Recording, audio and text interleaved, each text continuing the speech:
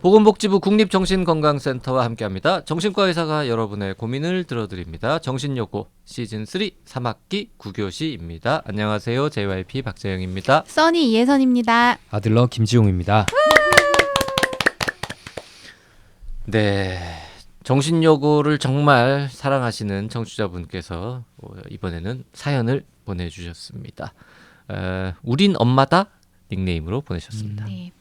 안녕하세요. 정신요고 선생님들. 사연 들으며 위로도 받고 힐링받고 있습니다. 감사드립니다. 정신요고가 끊기지 않고 꾸준히 하면 좋겠어요. 어디다 하소연할 곳도 없고 정신요고에 풀어봅니다. 혹시 주얼리라는 그룹 아시나요? 그 그룹 멤버 중에 한 명인 이지연 씨가 최근 내가 키운다라는 TV 프로그램에 나왔는데요. 이혼하고 혼자 아이를 키우는 걸 보여주는데 저는 너무 마음이 아파서 펑펑 울었습니다. 제 이야기 같아서요. 아이가 폭력성을 가진 ADHD더군요. 프로그램을 보는 내내 너무 안쓰러웠습니다. 감정을 주체하지 못하는 아이의 모습을 보면서 제 아이와 같은 행동이라 마음이 아팠고 이지연 씨가 얼마나 힘들까 하는 마음에 펑펑 울었습니다. 기사를 찾아보니 이지연 씨를 향한 비난 댓글도 많던데 마음이 참 아프더라고요. ADHD 아이를 키워보지 않은 사람들이라면 그 심정 정말 모릅니다. 전 오히려 대단하다고 느꼈어요. 너무너무 마음도 아프고요. 저 역시 ADHD 아이를 키우고 있어서 속이 다 타버렸습니다. 우리 아이는 지금 초등학교 2학년이고 그분 아이만큼은 아니지만 우리 아이도 폭력성을 갖고 있거든요. 잘 아시겠지만 모든 ADHD 아이들이 다 그런 건 아닙니다. 조용한 ADHD도 있고 폭력성을 보이는 반항형인 경우도 있고 산만하고 집중 못하는 경우도 있죠. 저희 아이도 ADHD 때문에 유치원을 거부당했어요. 저는 그저 떼를 쓰는 아이고 키우는 게 힘들다고만 생각했는데 유치원에서 ADHD인 것 같다며 퇴소를 권유했었거든요. 다른 아이들과 트러블도 많이 났고요. 정말 슬펐어요. ADHD는 아니라고 믿고 싶어서 병원에 가기를 자꾸 미뤘던 것 같아요. 각종 센터를 다니면서 놀이치료도 해보고 풀배터리 검사도 받아보고 인터넷 사이트, 유튜브 다 찾아보면서 노력도 많이 했습니다. 결국 작년에 병원에서 ADHD 진단을 받고 약물 치료 중입니다. ADHD 치료는 단기간에 끝나지 않더라고요. 다시 등교를 시작한 아이 때문에 불안하기도 합니다. 학교에서 문제가 생겨서 전화가 올까 봐요. 전화기에 담임선생님의 번호가 뜰 때면 심장이 덜컹 내려앉습니다. 저도 지쳐가요. 요새 아이가 자신의 감정을 주체하지 못해서 뜻대로 안 될 때, 폭력적인 모습을 보일 때마다 점점 무기력해지는 걸 느낍니다. 좋아지는 것 같다가도 다시 되돌아오는 것만 같을 때 제게 버틸 힘이 얼마나 남아있는 걸까 생각합니다. 내 자식이니 어떻게든 견뎌야겠죠. 하지만 가끔은 왜 내게 이런 시련이 온 걸까? 내가 대체 무슨 잘못을 한 걸까? 사람들은 우리 아이를 어떻게 바라볼까? 우리 아이는 괜찮아지겠지? 이 터널의 끝은 있는 걸까? 얼마나 버텨야 할까? 하는 생각이 듭니다. 제가 잘 버텨야겠죠? 엄마인 제가 잘 버티고 아이를 끝까지 지켜줘야겠죠? 하지만 저도 힘이 드네요. 많은 ADHD 아이를 둔 부모들이 힘들 거라고 생각합니다. 저와 같은 엄마들이 힘냈으면 좋겠어요. 저도 같이 힘을 받게요. 네. 저는 솔직히 말하면 요 방송을 보지 못했어요. 근데 기사를 뜬 거는 좀 봤고. 네. 근데 왜 이지연 씨를 비난하는 댓글은 왜 달리는 거예요? 저도 방송을 안 봐서 모르겠는데. 제가 이렇게 찾아봤는데 댓글에 너무 아이한테 오냐오냐 한다. 그리고 뭐 이제 방송을 촬영을 한 거니까 아무래도 이지연 씨도 뭔가 평소대로 하진 않고 조금 더 이제 누르시는 게 있었겠죠. 그러니까 그러니까 잠깐 짤을 봤는데 아이가 막 뭐라고 하는데 그 운동을 하던 걸 이제 계속하면서 댓글을 해주신다 하고 뭐 스마트폰도 이렇게 보여주고 하셨나 봐요. 근데 이제 전화의 아이 때는 이제 때려야 말을 듣는다는 댓글부터 엄마가 너무 오냐오냐 한다. 뭐 아이한테 관심을 더 가져라. 이렇게 이제 아무 의미 없는 댓글들이네요. 맞아요, 맞아요. 그럼 뭐 그거는 뭐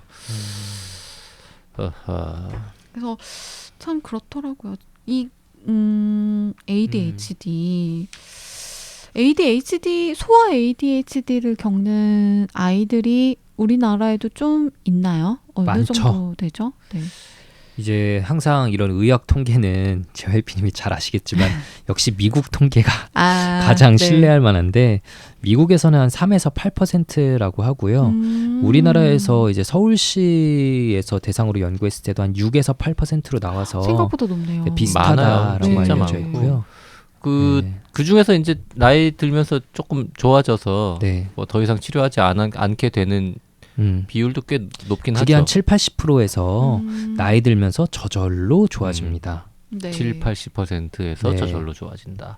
그러니까 우리 엄마다님의 아이도 지금은 고생하고 있지만 뭐 7, 80%에 속하면 나중에는 별 문제가 없어지는 거니까.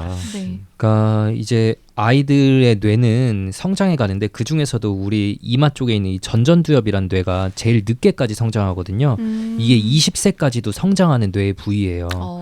그래서 제가 전에도 중학생들이 가장 잔인하다라고 말을 했던 이유는 중학생들이 전전두엽이 아직 덜 자랐는데 몸만 성인이 되는 시간이라서 제일 이제 무섭고 보통은 자라나면서 이 전전두엽이 이제 좀 충동 조절도 할 수 있게 되고 감정 조절도 할 수 있게 커지면서 분명히 성숙해지실 겁니다. 네. 네.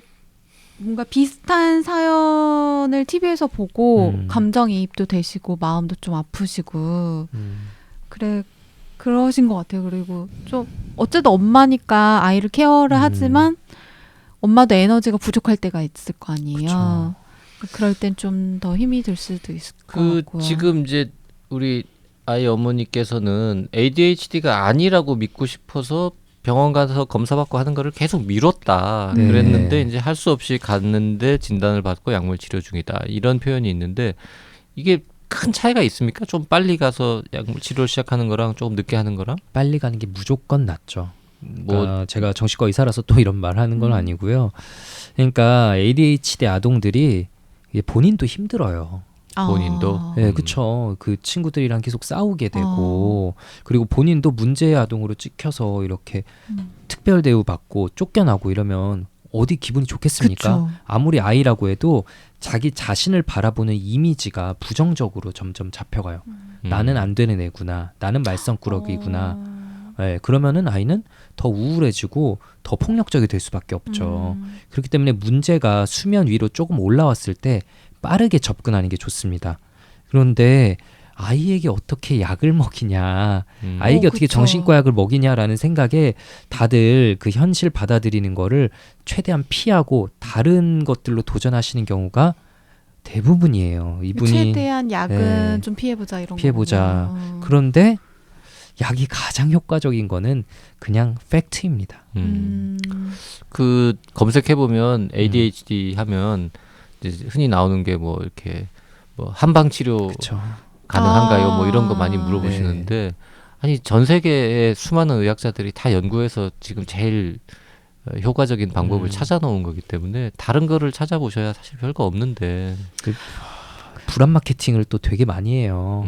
그 부모들의 공포를 자극하는 네. 우리는 애들의 이런 진단과 약물 치료 기록이 남지 않는다. 네, 약을 쓰지 않는다. 라는 점을 강조하면서 그런데 치료 효과가 있다라고 하면 제가 만약 정신과 의사가 아니라면 저라도 사실 마음이 혹할 것 같긴 합니다. 그럴 수 있죠. 자 어쨌든 이제 늦게 시작한 거는 뭐 할 수 없는 일인데 단기간에 끝나지 않는다. 그리고 앞으로 좋아지겠지. 좋아지는 것 같다가 다시 나빠진다 이런 표현 하셨는데 원래 이렇게 증상이 좀 오르락내리락 하는 거겠죠? 그쵸.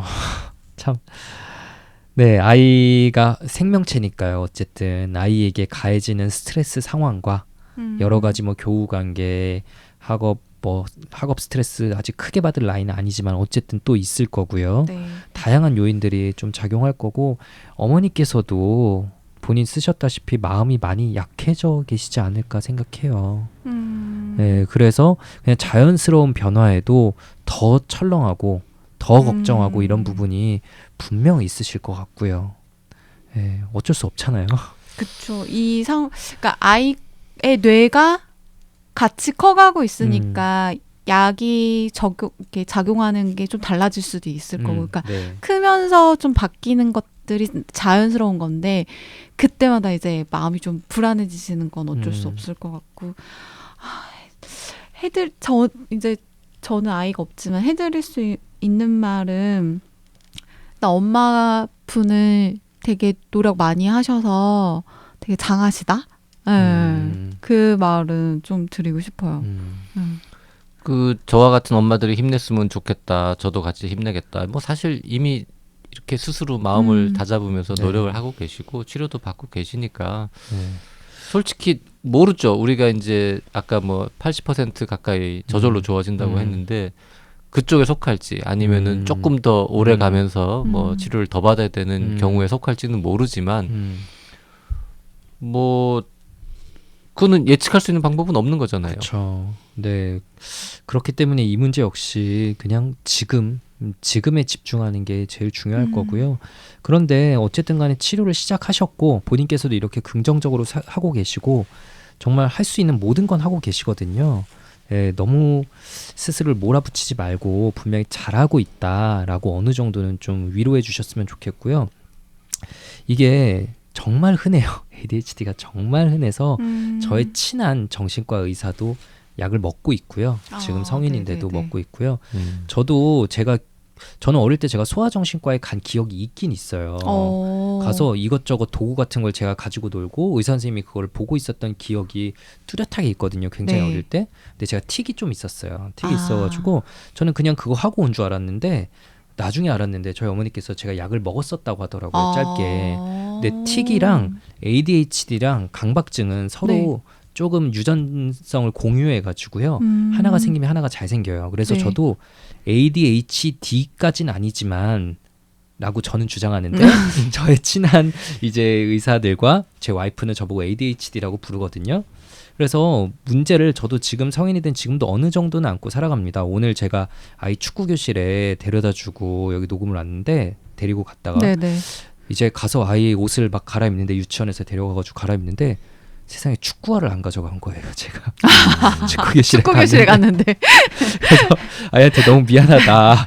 아빠의 주의 집중력이 좀 부족하다. 그냥 운동화 신고 하자 오늘만 이렇게 얘기를 했는데 근데 제가 지금 이러니 성인 되면서 좋아진 건데 어릴 때는 저도 얼마나 많이 사실은 깜빡깜빡하고 문제가 있었겠어요. 그런데 보통은 많이 좋아진다. 자, 말씀을 꼭 드리고 ADHD도 네, 의대 가서 네, 레지던트 다 하고 네, 저렇게 이제 훌륭한 사람이 될 수 그러게요. 있습니다. 네. 네. 아주 저 본인의 ADHD 고백 아주 훌륭했습니다. 이게 사실이기 때문에. 환자들이나 부모들이 들으면 제일 좋아하는 말이죠. 네. ADHD를 겪어도 사실 우리 훌륭한 위인전 나온 분들 중에도 어릴 때 ADHD였던 사람 되게 많잖아요. 저한테 지금 진료받는 분들 중에도 ADHD나 뭐 틱 과거력이 있고 지금도 있는데 그냥 대기업에 다니시거나 전문직이거나 유명하신 분들 참 많이 있습니다. 네. 그냥 이것과 별개로 잘 성장하실 수 있어요, 분명히. 맞아요.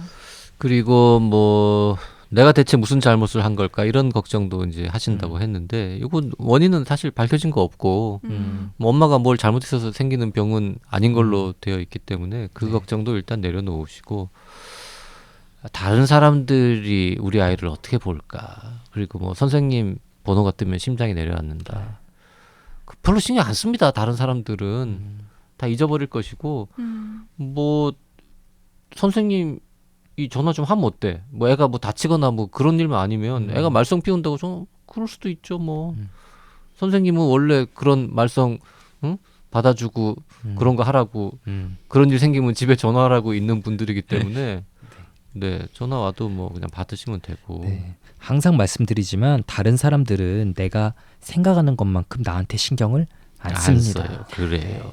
그게 중요합니다. 남의 시선 같은 거는 진짜 고민할 필요가 없어요. 야, 우린 엄마다님 힘 어떻게 드리죠? 그냥 빠 이렇게 보내드려야 되나?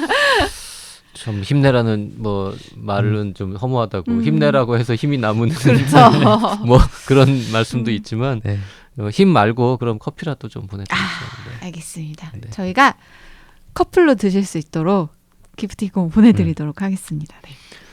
정신요고 사연 앞으로도 계속 들으시면서 또 힐링 받으시면 좋겠고요. 계속 들어주셔서 감사합니다. 네, 꾸준히 끊이지 않고 계속 하면 좋겠다고 했는데 일단 저 내년 한 1월까지는 있습니다. 네. 영원히 계속 우리가 전원일기도 아니고 계속 할 수는 없는데 네, 형편 봐서 또 계속 네. 이어가도록 하겠습니다. 네, 오늘 여기까지 하겠습니다. 사연 보내실 분들은요. 네, 원하는 닉네임 적어주시고요. 성별, 나이와 함께 A4용지 한 장 정도의 분량으로 구체적인 고민 보내주시면 됩니다.